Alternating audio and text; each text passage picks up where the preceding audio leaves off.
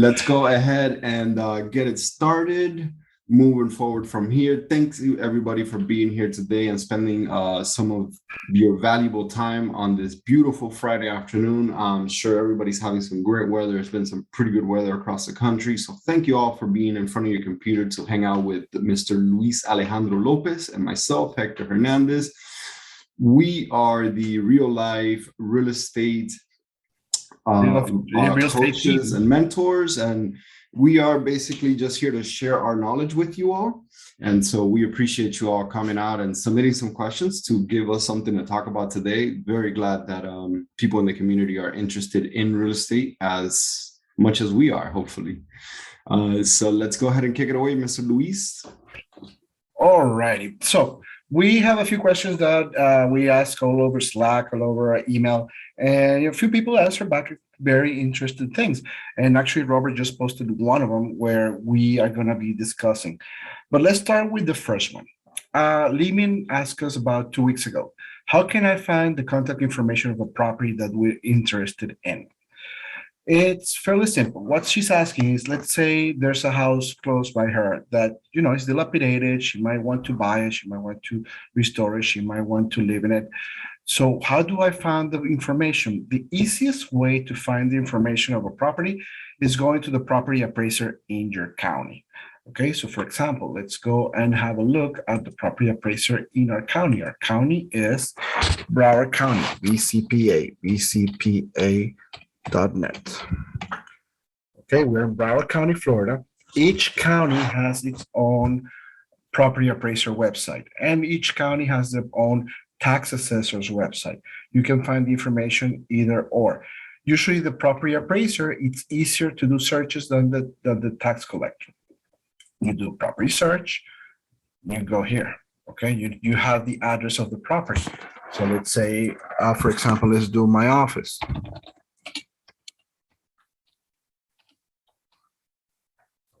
Sorry.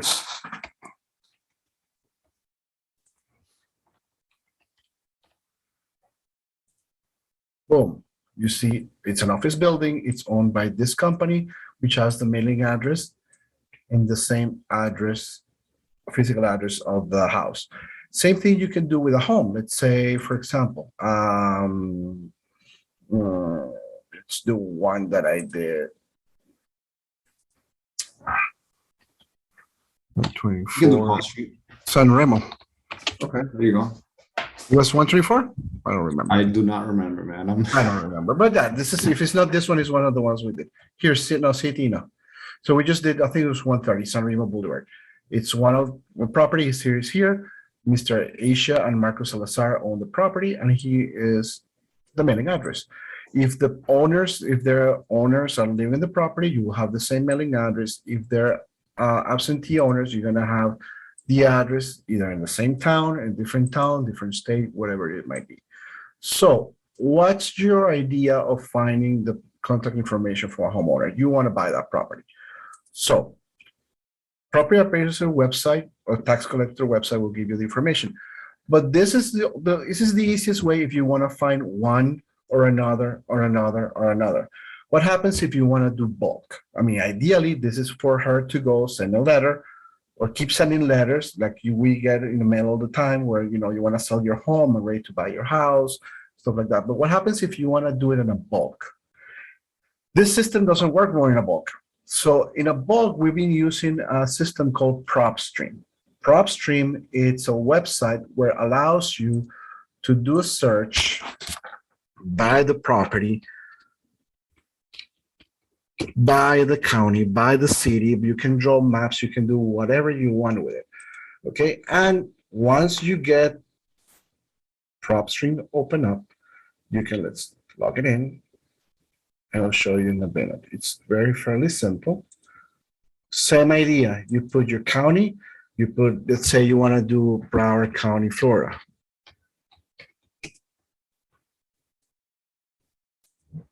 Okay, it's going to give you, Broward County has all this amount of properties. Okay, you can filter whichever type of property you want. You want it occupied, you want homes, you want townhomes, you want condos, etc. So the more you filter, you can pretty much set up the type of property you want to go into, And once you get the type of property you want to go into, there's a system called skip tracing. It's here. Skip tracing is the fact of they will go and you're going to pay for bulk results.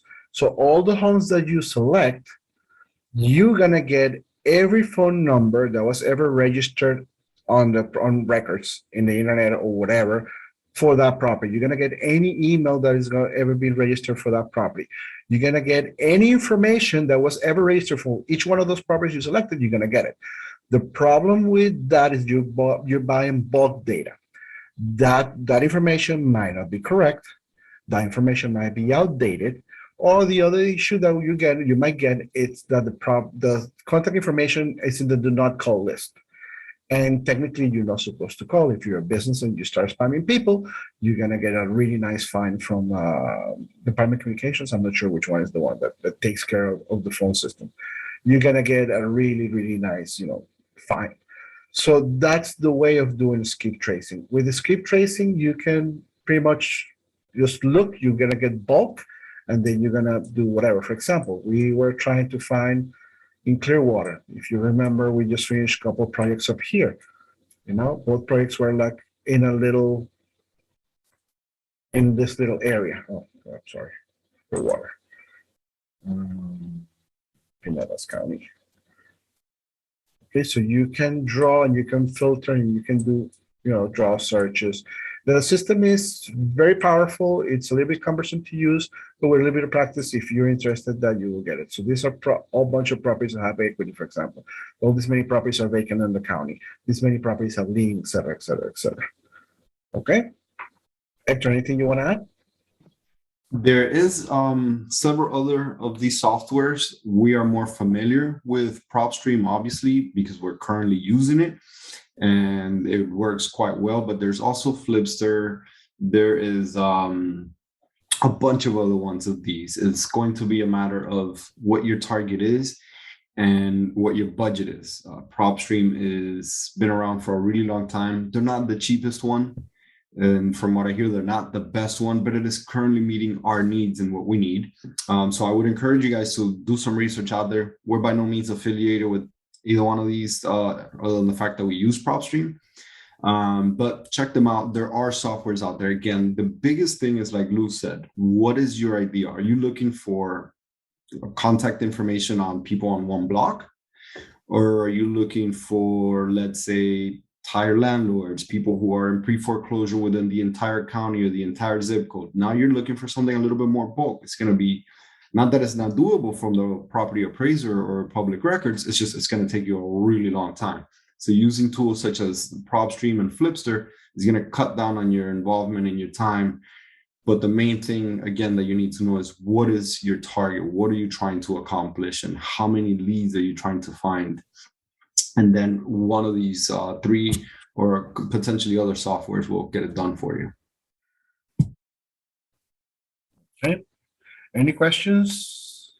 Anyone right now? Obviously, there is obviously your traditionals, peoplefinder.com. I think it's like whitepages.com and all of those. If you're just doing, again, 2, 3, 4 people in the neighborhood, you saw a house, you really like it, or even a small multifamily building, that's one way of going about it. And before PropStream was around and before Flipster was around, it was me driving, my wife in the passenger seat with a laptop and a spreadsheet, writing down addresses we liked. We'd go home, jump on the property appraiser's website, or she'd put one of her assistants on the property appraiser's website and start pulling all that data and manually skip tracing it. And, it was not fun, as fun as it is now. The funnest part was us driving around, except for when she would get car seat, because I'd be driving like a maniac and she'd have her face buried in the laptop.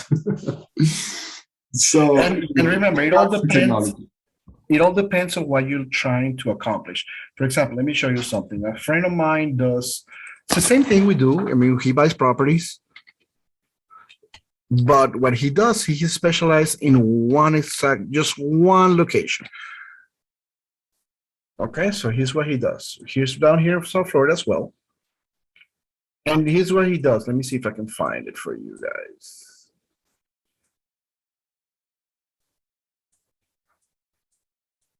All right, you see this little lakes, these 2 lakes here? This close to Aventura is a very nice area here in South Florida. You see these two lakes? What he does is that he only wants to do flips in these two lakes. If you see the way it's set up, every house has an amazing view. So what does he do? He takes a Saturday, he takes a Sunday, and he goes knock on each one of the doors and leave a letter. Go to the door and leave a letter. Next month, he goes, knocks on the door, talks to the people, knocks on the door, talks to the people. He's done 5 so far. Okay, so if you take your time, if you go and you let yourself known, then the first person, if they think about selling, who do you think they're gonna call? The realtor or whoever? Or they're just gonna go and, hey, this guy was really interested in the house. Let me see what's going on. He's already flipped a few here, in Sky Lake and this Great Home Lakes. So I'm talking about, $1 million homes. He basically tried to get some the very, very nasty ones demolished and rebuilt. It's, that's his business model, and it works perfect for him. So if you identify a property or an area where you want to go, hey, take a Saturday, just do a walkthrough. Take a street, take 2 streets over, so have a block, and concentrate there and start. I'm not gonna say spamming, but contacting them throughout. Back in my days, we called that driving for dollars or walking for dollars, because you're literally driving, trying to make some dollars. And what's cool about PropStream, and one cool feature why we decided to go with them, is because they have that as an app on your phone. And so I personally walk every single day with my family around the neighborhood. And so I'm on the app, not all the time. Sometimes, obviously, it's family time. But I'm, oh man, this house looks like it might sell pretty soon. And I would do that for years now, right? Before having PropStream, before bothering to contact people in my neighborhood. And then I'll tell my wife, man, that house is going to sell pretty soon. Boop, there goes the realtor sign a month later. You can tell when people are not super careful about their home, when the grass is overgrown, the mail's stuck in the mailbox, the shutters are still up, there hasn't been a hurricane in 6 months, little things like that. The paint is chipping off, little things like that indicate that this person might have a hardship. They may not be super interested in the home anymore, or they're busy with something else. So, that's a pretty good sign of a potential seller. All right. And if we don't have any follow-up questions, we should probably move on, because I got a lot of time on that question. It's a great question, though, so it deserved a lot of time. All right. So what's your opinion on properties with homeowners association, Robert? Homeowners associations fees make the properties more expensive. Either the pros or cons of homeowners associations. Well, this is a loaded question, and the answer is really, it depends. Okay. I particularly have great and have awful interactions with homeowners associations. In my opinion, in my experience, okay, there are positives of dealing with homeowners association. For example, for people that are starting, usually homeowners association or condo associations, if you are buying a property that shares the roof in the building, like a condo or like a townhome, the homeowners association covers the exterior insurance and covers all the exterior maintenance. So for a person that is starting to rent, starting to flip, you don't really have to worry about all that stuff. You just write a monthly check and it's over with. Okay, so if you buy it, you need to, rebuild the whole interior. It's double if you need to do the exterior. What happens when you're renting? Homeowners association, like I said, if you share the roof, it covers the exterior insurance.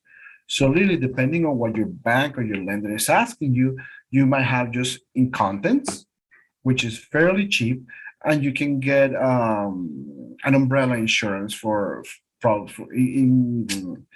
you get any legal issues or problems with a tenant, etc. The insurance are way cheaper because the main structure is already covered. Right. The other things that you get with homeowners associations is the homeowners associations, once they're set up, they usually have a whole bunch of benefits or amenities. Some of them are secure. They have security driving around. Some of them have gated community where the whole homeowners pay for the guard and the gate. Some of them have tenants. Some of them have community pools. You have a clubhouse. You got a few things. So in my experience, if you have one home and you have the similar home next to it, but the similar home has amenities, usually the similar home with amenities rents for a little bit more. Okay, I'm not saying couple $100 here, couple $100 there, but it makes up for the difference. People usually, even if they move in and they never use the pool, they want to have the option to go to a pool. Okay, instead of if you rent a regular home with homeowners association, you don't have all those amenities that you could use. So they pay for that option.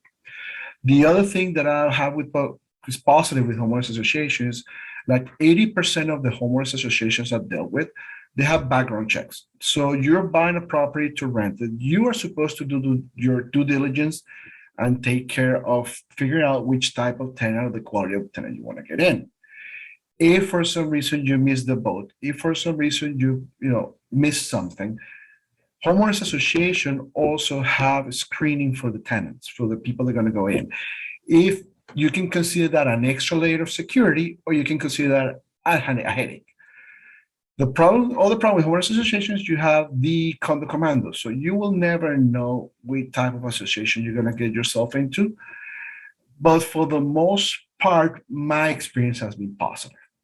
And even if you still have to pay a monthly fee, you can capture back that monthly fee, either if you are renting it or if you're selling it. Usually, again, properties with amenities sell or rent higher than properties that do not have it. Same property, close mirror to mirror. But on the other hand, we're happy with you, Hector. All right, so I let Luis say all the positive things because although I do know that there's some positives, everything that he mentioned is positive. I believe it pales in comparison to the headaches that I've endured dealing with HOA. Now, I will warn everybody on the call, I have a little bit of trauma when it comes to HOA, and it could be from years of acquiring and managing and building portfolios within just under at one point we had 90 something HOAs in different condos and properties that we owned that we were dealing with. So just think about that. I've dealt with 90 some odd HOAs in South Florida at the same time. Now South Florida at one point was the capital of HOA fraud, and I was coming into it kind of like as all of that was coming to light. So I've dealt with a lot of nastiness that HOAs have done. I've seen them give a bid to their cousin who was a roofer, and the cousin didn't do the roof and really barely even had a roofing company, all the way down to just irresponsible management, or some people on the board that they had particular mindsets and they basically forced their will upon the HOA because of owners' lack of participation. So as Luis was telling Robert a few minutes ago before we started the webinar, the best thing to do sometimes unfortunately is to join them. If you don't really have the time, that really becomes a problem. One way that Luis found to deal with problems in the HOA where he lives at was to join the board of directors and kind of put his influence and his 2 cents in. And now most of us as investors, he did in his home. He doesn't do this in places where he invests. Otherwise, he'd have no life. And so as investors, that's going to be really, really, really tough. So I always prefer the HOAs that have the least amount of involvement. I am okay if I prefer not to be in an HOA, but if I have to be in an HOA, I prefer a housing community where maybe the HOA only takes care of the common grounds, cutting the grass, and the public mailboxes, and that's about it. Maybe a security gate if there's a security gate. I believe the more involved the HOA is, the more room for mismanagement, and the board of directors tends to be typically, obviously, other owners, but these are owners that are a lot more involved. They're really, most of them, very few instances, unless they are investors themselves, do they favor investors? Do they think like investors? And so to them, a higher HOA bill, or perhaps not spending money on something that us as investors deem very important to take care of the long term of the property, they might not want to do. It could go either way, or you could be dealing with an HOA with a group of directors that are very, very friendly to investors, and you could have a fantastic time. So to sum up, I prefer no HOAs. And if I am going to be in an HOA, I want it to be extremely inexpensive and not involved. Yes, exactly. Nothing better to do on board with too much time on their hands tends to be the people who are in this HOA boards. And so that can lead to overmanagement and mismanagement, in my opinion. Um, and that's just my own personal opinion and bad experiences that I've had in the past. But like Lewis says, it does reduce some of your liability and your risk and obviously your cost. Okay. And if anybody has any questions on that, feel free to go ahead and throw them on the chat while we go ahead and move on to the next question. And if we get any follow-ups to this, we will come back. Perfect. Let's do this. Number 3. Do we prefer to invest in higher homes or lower end homes? I'll take that one. I can get it. So I prefer to kind of be in the middle of the road. So for my personal experience, I have owned and managed a lot of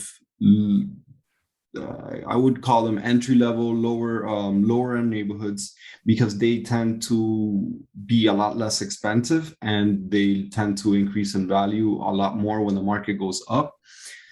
And they appreciate better, and you technically most of the time you get a slightly better return on your rent as well. What happens with that is it also brings in a lot more problems. These homes are typically older, so they require more maintenance. You have a particular class of tenant that might be less involved with the maintenance of the home, and they might care less, and they might be a little bit more careless with your property, versus if you're in a nice, desirable neighborhood with some middle of the road in suburbia, we should call it, with nice school zones and school systems. That's going to be typically my preferred go-to now that I'm a little bit more experienced and I'm a little bit more, I should say, focused, not so much on the returns, but also on the stability and not having to invest so much time for those returns. The middle of the road suburban homes are typically going to be kind of like your middle of the road returns. And they're not going to be super high. They're not going to be super low. And your tenants are going to be typically, I prefer families, obviously, they tend to stay longer. And particularly if you're in a really desirable school zone or school system, that's typically going to be very helpful. With the higher end homes, there is nothing wrong with those. Those are actually very stable investments. They tend to have a very stable tenant class. However, they can also be a little bit pickier, and you might find yourself with a tenant that has a higher level of expectation than you particularly want to deliver in order to make your returns where you want them to be. Since they are obviously more stable and the homes are more expensive to get into up front, they tend to generate less profit. So your returns are going to be a little bit smaller, but your risk is also smaller. So you have to kind of play to that. Like I said, I prefer to stay in the middle, but I do have friends that, only invest on the top-notch areas with the very expensive homes. And so just to kind of throw some numbers around, the average home in the US sells for around $300K. That's kind of what I mean for around middle of the road, between 250 and 350, versus, a 800 or 700 or even $1 million home that you can rent out, or your lower end 150 to 250 homes that you can rent out. That's kind of, I'm being very general here because it obviously depends on which side of the country and where you're at. If you're in certain areas of New York, the cheapest house might still be $500,000. But I'm trying to be general here for the sake of everybody on the call. What about you, Lou? What do you think? Yeah, I agree with the same things. You got to keep in mind that when you budget for an investor property and rental properties, you also factor in that you have vacancies. You want to have a property where there's a stable family that goes in, and they want to move in, they want to stay in that property 1, 2, 3, 4, 5 years. Remember, usually when you budget, you do your budget for your investment, you factor in, your vacancies. If you don't have a vacancy within 2, 3, or 4 years, that's money in your pocket. Additionally, people that tend to stay in the house longer will be the ones that will actually call you and will care whenever something goes wrong. They usually don't not nitpick, but if something really goes bad, you will know within a reasonable amount of time. It's not the people that you're gonna have a water leak forever and ever and ever. And when the time goes for you to they move out, you're gonna find your whole basement flooded or full of mold. So they tend to take care of more of the properties because they see them as their home, and that's the type of people you want. I advise against going into trendy neighborhoods. Usually trendy neighborhoods, when you have those downtowns are very getting built up and very close to restaurants and bars and those areas, they tend to bring young people. But the young people, they're usually in a phase where they just got their first job, second job, they're looking to move to the next step. They might not be the tenant that you want to stay in the property. So every year you will have to go renewal, renewal, renewal, renewal. Even though the area is hot, you will have to go through additional headaches, which you're already budgeted in, but they're not going to be as stable. Okay, so you got to be, take care, little care of that. In the lower end, we got to say that the lower end properties, usually they're the most profitable, but the lower end properties bring a whole bag of headaches. Even though they're the most profitable, since you're still taking care of, doing your research and finding good tenants and everything, because of their lower ends and they have lower end income, they tend to have more problems than the other communities. So even if it's not the tenant, might have break-ins, they might have issues, they might have, people moving in that they were not in the lease, you might have people that, also they cannot pay, they're living paycheck to paycheck, and also something happens, they cannot pay your rent. So numbers wise, lower end properties make the more sense, but you need to be the more involved. So, just wait it out and see what is best for you. That's a great point that you made there, particularly on the trendy neighborhoods, because the goal here, guys, if you're investing for cash flow and your goal is to be a landlord, you just amongst the many things that you want your tenants to stay as long as humanly possible. Turns, every time you have to clean up a property, paint it, put it back on the market, you have to pay a realtor commission, or you have to pay an attorney to write the lease. There's so much work involved in turning over tenants. That is actually another benefit of the both lower end budget homes and the middle class homes. These tenants tend to stay longer than your higher end. Your higher end, more affluent tenant has the money and the capacity financially to move around as they desire, as their kids grow, or whatever the case is. Maybe they're just looking to explore different areas and they can afford to pick up and leave. They have the money to give the deposit in another property relatively easily. It's not a big deal, where I have seen some great paying middle class tenants can afford to pay all the rent. The home is perfectly well taken care of, but they can't necessarily muster up the amount of money that it takes to move to another property. They're happy with their kids being in the current school, and so they stay there for, I got some tenants now going on over 10 years. And it's obviously it's also based on location, not just the tenants, but just to give you an example. So mostly by location, by a safe location, a desirable school system, and then just pick your product. Do you want high-end product? Do you want readily available product, or less expensive, readily available product? Or you want that kind of middle of the road product, And you will be fine as long as you stick to the location. That is one of the most important adages in real estate. All right. Any follow-up questions to that, please throw them in the chat. chat. Actually, here we had received a question following up on the HOA topic that we just left, so we kind of revisit that. How do you abolish your HOA? Obviously, that was a little bit of a joke and a question. So you can abolish it, Robert. You can join the team, like we said before. That's basically what you could do. You can't beat them, so you may as well just join them and try to get your opinion heard, make friends in the board, and try to change people's minds. Good luck, though. Yeah, we love with that. I mean, it happens. I've done it. It's a little bit of, people work. You need to, Politicking? get in the good graces with people, get in good graces with the management company. And, if you have good ideas and you want the best for the community, most of the time, people will listen.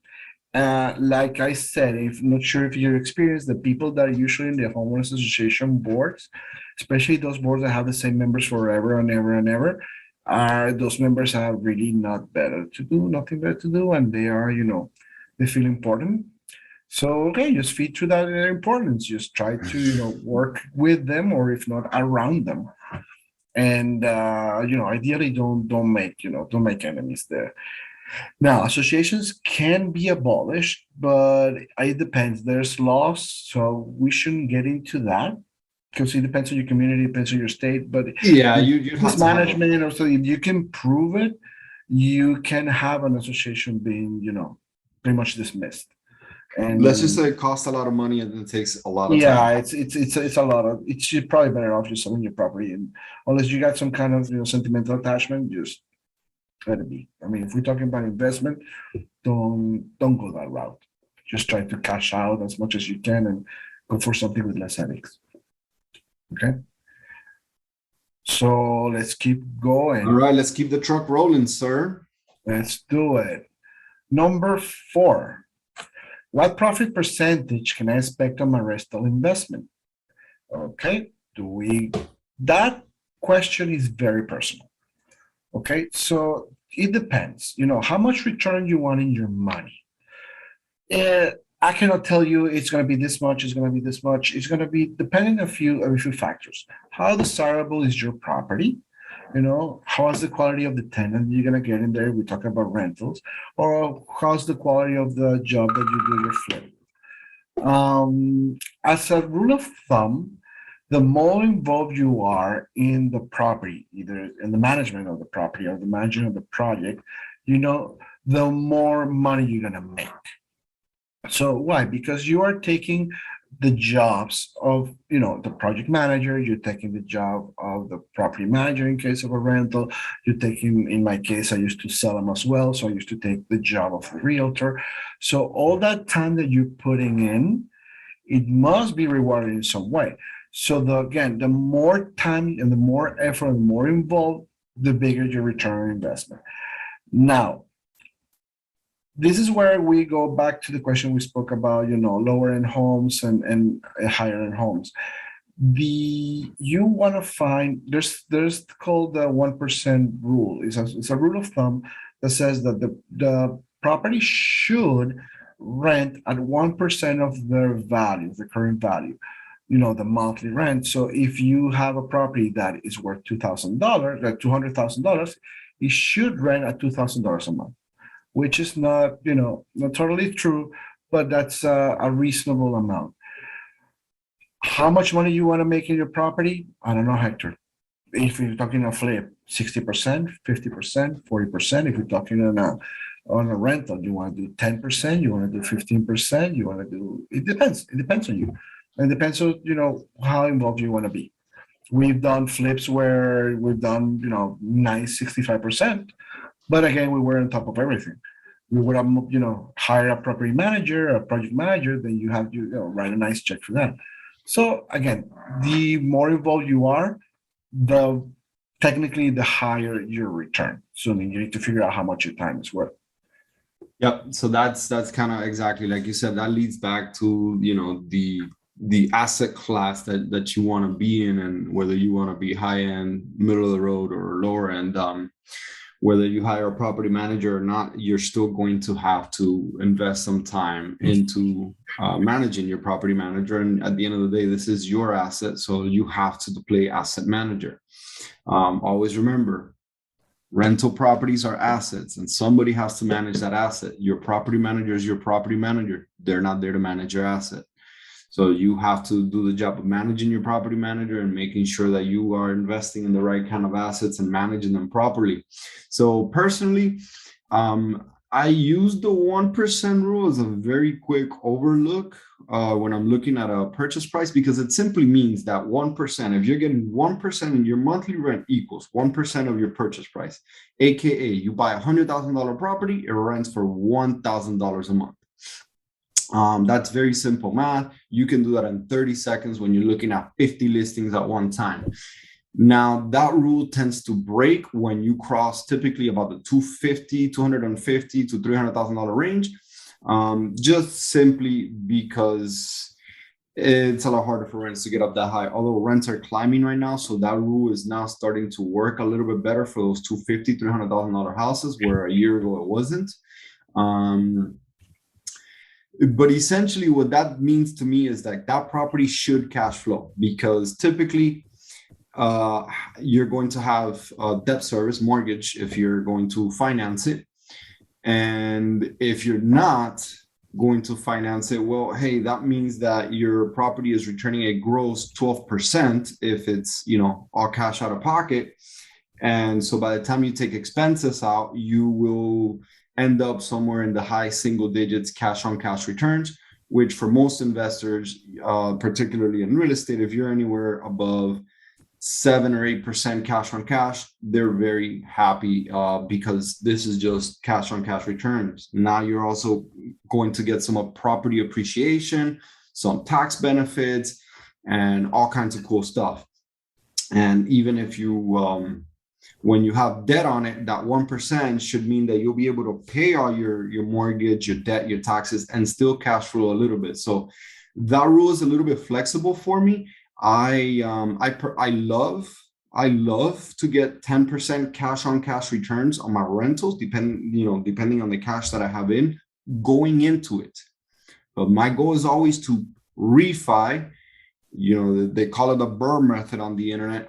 Bigger Pockets has been throwing that term around for a while, but we've been doing it since before it was cool, since when Fannie Mae first came up with a rule where they would let you get your money back. They wouldn't let you make a profit on what you paid for the house, but they would cash you out on all that you invested on this house. This was some mortgage products that Fannie Mae came up with during the worst part of the financial crisis in order to get investors to buy properties, deploy their cash, and then quickly get their cash back out to buy another property in cash. Then, BRRRR became very popular. But what happens when I buy a $200,000 property just for the sake of it, just for the sake of saying that, and it's actually worth, let's call it 300 or 250, and I fix it up, I do what I need to do, I get it rented. 6 months later, I refi that property and I get my initial capital investment back. That's called infinite returns, guys. Well, your cash on cash is basically infinite because you left no money in the deal. Boom, there you go. But you can't always do that.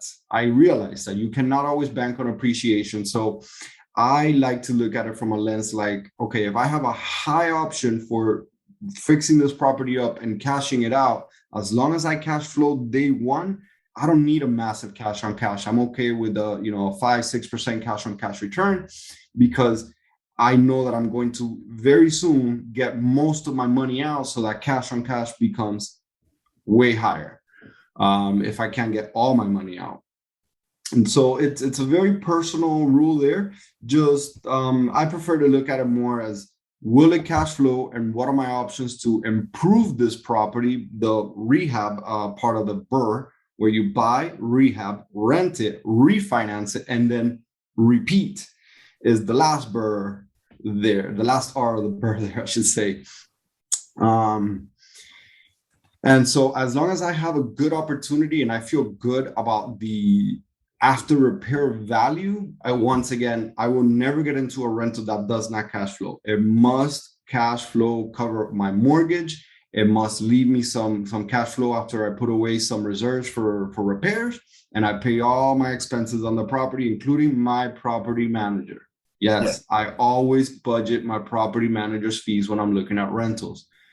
I know realtors don't, And your vacancy as well. I and mean, the vacancy. Yes, I know vacancy. realtors, will sometimes look over that when they're referring you rental properties. But and yes, we are in a super hot market, but industry wise, and actually, if you go to a commercial lender, if let's say you have 5 rental properties and you want to refi them all and get a commercial loan on them, they will put in a 5% industry standard vacancy, whether even if you've owned it for 100 years and it's been 100% occupied the entire time. So why not do the same us as investors? Let's use the bank's rules and regulations that keep their capital safe to keep our own capital safe. Always budget for property management, always budget for reserves, and always budget for vacancies, guys. And then from that is where you get your true profit, and that should give you the ROI that you are looking for.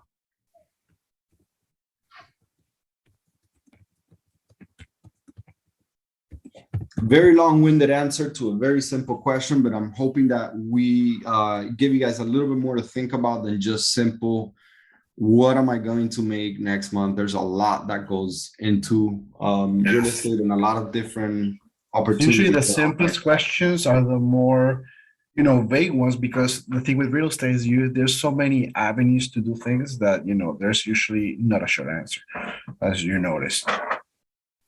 Okay, so let's go. Number 5. This is for Mike. Mike asks us, all right, for someone that is unable to acquire a conventional loan, is wholesaling the best way to start investing in real estate? So our answer is wholesaling is not the best way to start real estate. It's one of them. Okay. What's the thing now? The market is hot. Okay. Every living person right now has access to the news, knows that the real estate is hot, that everybody wants to buy, everybody wants to be in real estate, et cetera, et cetera, et cetera. So the first way that most people go into is wholesaling. What's wholesaling? I think we explained a couple of times before, is where you go and you find a property and you get into a contract with the property, but it's not your intention to buy the property. Once you get the property under contract, you go find a buyer for that one. So basically you become a broker. You find a person interested in selling, you gotta find a person interested in buying it, and you're gonna make a nice commission out of it.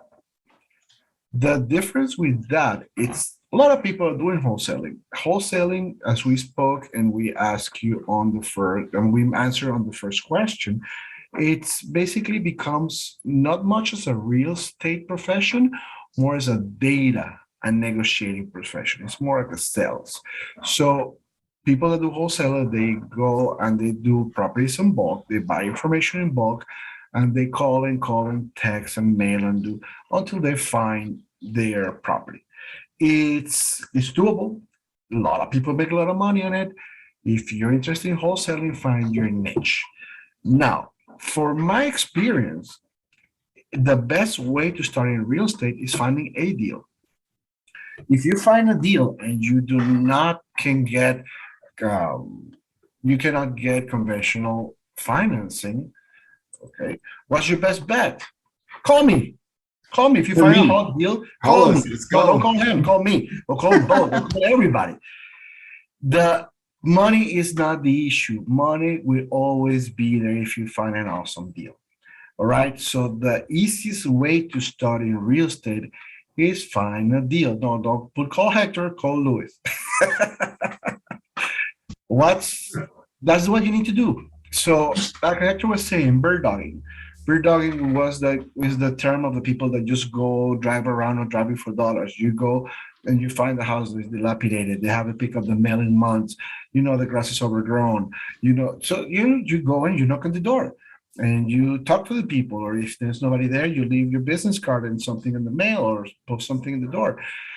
If you know a friend, family member, friend of a friend, co-worker, whoever that needs to sell a home that has a problem that you can solve by moving the home, like we spoke the last class, you want to have a home where you are solving a problem. Is the home financiable?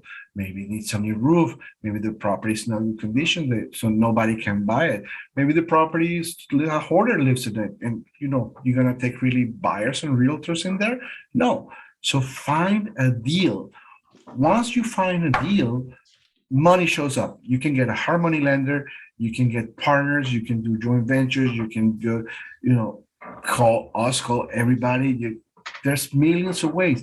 Maybe the person can do, seller financing.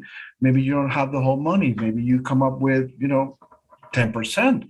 And sure, he's 10% down, but I promise you, I pay you the rest within a year. And you do a mortgage within a year with a balloon payment. So that gives you enough time to rehab the property, rent it out, and refinance it. Or that gives you enough time to rehab the property and sell it and get you big 60 pile of cash. There are ways, okay? Find the deal, find the property, find the pain point. Everybody else will solve itself. Okay. Hey, here's a really cool one that I've heard a few beginners recently starting to do, particularly in this hot market. And it used to be a thing back in the days, and there is ways where you partner with the owner of the property. Say you're, like you said, you're starting to look around because you're thinking, hey, wholesaling is the way for me to go. And you run into a seller who's got a home, who needs work, and they can't afford to do it, and they want an out. A perfect wholesale deal. And you could absolutely wholesale that deal to somebody, call it a real estate investor, get a referral fee or even a wholesale fee for it. Or you can partner with that homeowner where you tell them, hey, Mr. Homeowner, obviously, you get a attorney to draft up an agreement to make sure you don't get completely ran over. But you partner with the homeowner and you say, hey, you're going to put up the home. This is what the home is worth today, $100,000, just to put a number. I'm going to put in $30,000 into improving your home. And then we're going to turn around and sell it for $200,000, just to throw a number out there. And we're going to split that profit, Mr. Homeowner. You're going to get your initial $100,000 investment that you put up in your home. I'm going to get my $30,000 that I paid for repairs. I'm going to manage the entire process, dealing with all the contractors, dealing with all the rehab.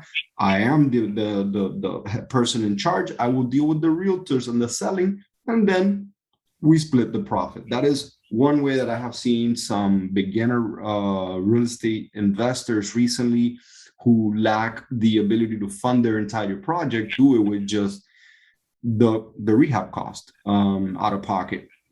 But like Luis said, don't forget hard money lenders, guys. Hard money lenders do not care about your credit score for the most part. They are very flexible as to how low you can go on the credit score. They are not particularly concerned about your personal income. When you're starting off, they will obviously ask you for these things, and they're going to ask to check your bank statements just to make sure that you can service the loan. If you're borrowing, $100,000 from them, they want to make sure that you have, 6 to 8 months of payments available, plus whatever you say it costs to rehab the property. So you need to have some sort of capital available when you're dealing with a hard money lender, but they are not going to be nowhere near strict as a conventional lender that's going to check your entire life story and sometimes ask you for DNA in your firstborn. Hard money lenders care about the deal. They underwrite the deal. They are professional real estate investors, and they have ways of underwriting the property, and they will only loan X amount on the final value of the property in order to protect themselves. And so they're very flexible with buyers and investors. That is one way that, just about any real estate investor I know has been able to acquire loans. And most of us start with hard money, if not joint venture with a friend, or seller financing. Any questions, thoughts, or concerns about that one? Please throw it in the chat and we will circle back if we need to. Right. So question number 6, and it's a follow-up to the first one. If you're wholesaling, what should you use to draft a contract? Is there a website or service that helps with this? This question is very specific. Why? Remember, real estate, it's location-based. So Since it's location-based, I cannot tell you an answer right now that works in Florida, that might work in Colorado, that might work in Tennessee, that might work in California. So it depends on where you're getting the property. Most wholesalers use a customized contract that allows them for getting the property and assign it to somebody else, okay? And those contracts are very customized to their location, okay? So the easiest way for you to do it is contact a real estate attorney, okay? Or contact your real estate investors association, your local real estate investors association, and ask them. Go there, ask them questions. Most of them, they already have those contracts. Those contracts are, fairly regular for their own location. Or if not, an attorney probably would charge you a couple $100 to basically, give you a blank one. Ideally, that's the best way because the attorney is going to cover all your ends. So you won't have any, loose ends at the moment that you go into a closing and the closing doesn't pan through. So try them both, your local real estate investor association or a local attorney. Okay. The contracts, like I said, have certain specific sets, says a specific wording that says that you are wholesaling the property and you most likely are going to give the contract away, meaning that you're gonna assign the contract to a buyer. Okay? Assign your rights. Assign your rights to a buyer. That's exactly the word. We like to compare it to options contracts. You have, when you own an option contract, you have the rights, but not the obligation to perform. When you have a real estate contract with an assignability clause, it means that you don't have the personal obligation of closing as long as you cause someone to close on that contract. And so that is what, a lot of wholesaling is essentially. Like Luis said, you're basically putting sellers and buyers and you're playing middleman without having a real estate license. And you do not require a real estate license to be a wholesaler. But there are some things that you want to do to kind of protect yourself. So at the very least, I would definitely go to your local real estate investor club and just kind of hang out and see what people are doing. And by the way, there is lots of these everywhere, and they will all gladly give you those contracts for next to nothing or free a lot of times, just for you sitting in on one of their free or $20 webinars or seminars. They are, yes, and they are on social media as well. Yes, because I signed up for a few in the West Coast in Florida, which we're doing the projects over there. So yeah, I'm registering the Tampa, I'm registering for Myers, I'm registering a few of those real estate investor associations. So, and by the way, there's nothing wrong with using a standard realtor contract. If you have a friend who's a real estate agent in your state and in the area where you're working, the problem with that is that it's super long contract. And so wholesalers prefer short contracts, and wholesalers like to put clauses on their contracts that protect them if the seller decides to undercut them and sell the property to another wholesaler, or if another wholesaler comes and tries to undercut them. So that's why a wholesale specific contract is typically a little bit better than just your realtor contract. I am not a wholesaler. I have wholesaled before. And when I did, I had access to realtor contracts. So I just used those. It was a lot easier for me to obtain them because of my connections and my prior history being a realtor. It was easy for me to get a Florida, they call it a Florida as-is purchase contract. And it is created by the Florida Association of Realtors. So I know it's beyond legal. It's very long, but it worked out. It had all the basic clauses that I needed. And it was free, so it worked. Especially when you're starting out, free works really well. Free 99. So if you guys have any follow-up questions to that, please let us know, and we will touch base on it towards the end here. We do have a few more minutes left since we started a little bit late. We are at the top of the hour, but we got a couple minutes since we started late. So let's go ahead and answer that last question. Luis, what is that last question? All right, this is the funniest question of them all. How do you deal with the headache of a tenant? All All right, I'm gonna give you guys a top secret here. Top secret. Boom. That's correct.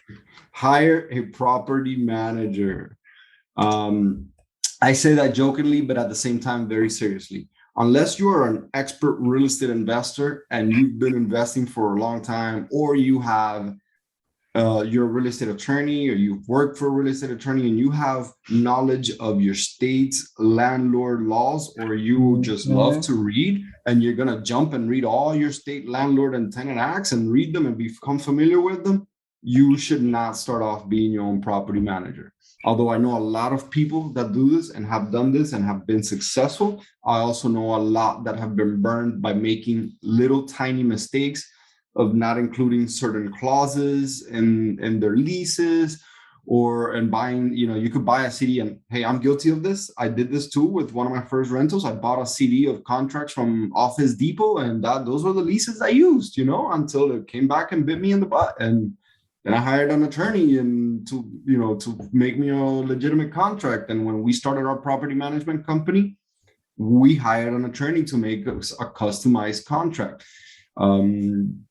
Landlord tenant laws are very, very tricky, and they are all state specific. And the smallest little thing, like missing a clause on your lease, can make it completely unenforceable. Forgetting to put here in Florida, there's a particular clause when your tenant moves out and they destroyed the property, they punched holes in the walls, they did all kinds of stuff that legally you're allowed to deduct from their deposit. But there is a particular clause that must be included in that claim letter. And if you do not include it, your claim is completely void, and your tenant has up to 2 years to come after you to get that deposit back. And so I've had friends that have managed their own properties for years, and then here comes the one time that they get really serious damage in their property. They do their thing like they've always done. The tenant is savvy enough to hire an attorney and send them a letter, and he had to repair his own property and give the tenant back his full refund, even though he was legally and the fair thing was for him to keep the amount of money that he kept, but he missed one clause on the claim letter to his tenant. So there's obviously a few things that you can do yourself to mitigate tenant headaches, and really your property manager should be telling you these things. But they are things like running background checks and credit checks and checking for landlord references. For us, as a rule of thumb, we will not accept any tenant that does not have a landlord reference, at the very least for the current landlord. We prefer to have 2 landlords back, but some people have lived for a really long time. And have lived at the same place for a really long time. And so, a 5-year-ago landlord, 10-year-ago landlord might not remember them. So those obviously we make an exception for. But hey, what a beautiful thing if you get a tenant that was in their home that they're moving out of and into yours for 5 years. That's a solid tenant. They like to stay. It's good for you. And clearly the past landlord, was okay if they kept them around for that long, and then they give them a good reference. That's a two thumbs up in my book. And I do always advocate for, again, background checks and credit checks. Yes. At the very least, those are the very bare bones. Property managers will do a whole lot more, and we're going to do a series on how to hire a property manager here in the near future. So we'll give you guys some tips to make sure that your property managers are doing the right thing. But we're not going to get super deep into that. But guys, please, if you're new at this, hire a property manager. It's going to save you a lot of headaches, time and effort. Once you've dealt with a handful of issues, a few times, a few years, you have enough properties, maybe you could run to self-management and save yourself that little bit of 8-10% that they charge. Lou, any thoughts on that? Anything you want to add? Yes, basically just research your property manager. We're gonna do that class later, but we're gonna tell you how to choose it, how to find them, how to do everything. But in the meanwhile, you have the last say on the tenant. So be very stringent of who you want on your property. Okay, it's better to have the property vacant for a couple months than have a professional tenant move in. Okay. So for example, when we say, check two landlords back, maybe the current landlord is giving somebody calls them, yeah, they're amazing because they want to get rid of them.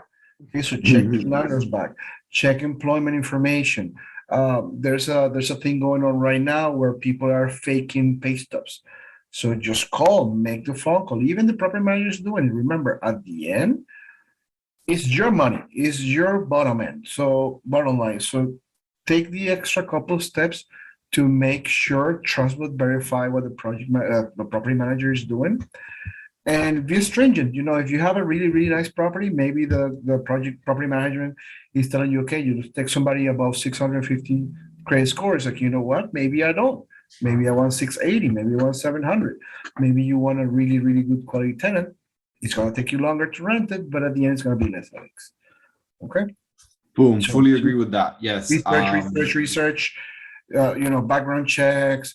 For example, one of the things that check is, I don't only check the credit scores, I check the report. Why? Because then all of a sudden you see that they have, 3 or 4 Comcast or Infinity's bills they haven't paid. That means that they move out from one property to the other, left the cable bill out, they left the phone bills out.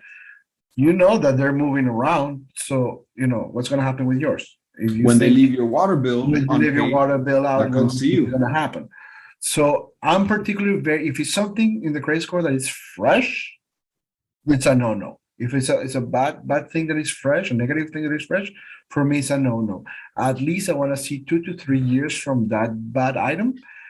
If it's a medical, then I kind of look the other way, because medicals can mess up a person, whatever. But if you have a 600 credit card, $600 credit card that you haven't paid in months, it's like, really, you have the deposit to pay me, first class and security right now. Why couldn't you take care of the $600, Macy's card? See, those are the things that I really look into, and I rather not have the person in. Okay. Yeah, that's very, very, very well said, Lou. Now, here's why we come back to the property manager. Certain states, certain areas have certain rules as to what you can and cannot screen for. Correct. I think it's very stringent. So yeah, we're talking particular Florida rules here. So guys, know what your state allows you to screen and screen for, and what you're allowed to deny a tenant for. It is important that you do not get into a lawsuit, a question of fair housing laws, and where you are seen as discriminating against a tenant for any particular reason. That is not only not cool to do, but it is also very expensive to have to come back from. So please make sure you are following fair housing rules, and that you are inquiring what the fair housing rules are in your particular state. And yes, protect your investment, but always play fair and always have the same rules. Ideally, you have these rules written down. Like Luis said, hey, maybe your property manager suggests a 600 credit score, but you prefer 650. Well, it needs to be 650 across the board for everyone, not just the people you want. Right. So it's better to have these things in writing, and these are sort of like your trading plan. This is my tenant plan. If the tenants don't meet these criteria, we don't accept them. Now we're running out of time, but I do want to fire off a very quick answer to Jason, who asked a question. Do we have experience with a property management software like Hemlane? Personally, I don't. We use a product called Buildium for a property management company, and that is the one that I am very familiar with. It works quite well. And there's a few others that I am familiar with. For one reason or another, right now I'm drawing a complete blank. But no, Jason, sorry, not familiar with Hemlane. Buildium, on the other hand, works really well. Obviously, to have a property management software, it starts to become more cost effective once you have several properties. Yeah, for 1 or 2 properties, it's going to be really tough. But you can actually do the property management of the expense and income side on QuickBooks, and most of us use QuickBooks for accounting. So unless you have 10 plus properties, it's kind of tough to justify the expense of a monthly maintenance that you have to pay on a property management software. So we are out of time. So we want to thank you all for spending the time with us here. We want to encourage you to please send us your questions. to realestate@reallifetrading.com. Again, please submit your questions to realestate@reallifetrading.com. We will be hosting our next Q&A session on the last Friday of every month is what we have scheduled. The next one will be April 29th at 2 p.m. Eastern Standard Time. Yeah, there was a bit of confusion with the time. It was set up at 3 p.m. since the last one was 3 p.m. From now on, we're going live at 2 p.m. right after the real life trading rooms. As soon as they close, we jump back in. Okay. So any questions, any comments, anything? We love having you guys here. Thank you so much for everything. Thank you so much for giving us the opportunity to jump in. Questions. We're going to be asking questions. Please send them to us. realestate@reallifetrading.com. We check that email all the time. Please, any other questions, Slack, email, you know where to find us. You know where we are. We love you guys. Thank you. See you guys next month. Thank you guys for joining us. This is Hector with Cash for Houses and Mr. Luis Alejandro Lopez with Cash for Houses as well. We are the real estate coaches and mentors for real life trading, and we hope that this will add value to your life, and we look forward to receiving your questions and helping you with your real estate ventures. Have a great afternoon, everybody. Thank you, guys.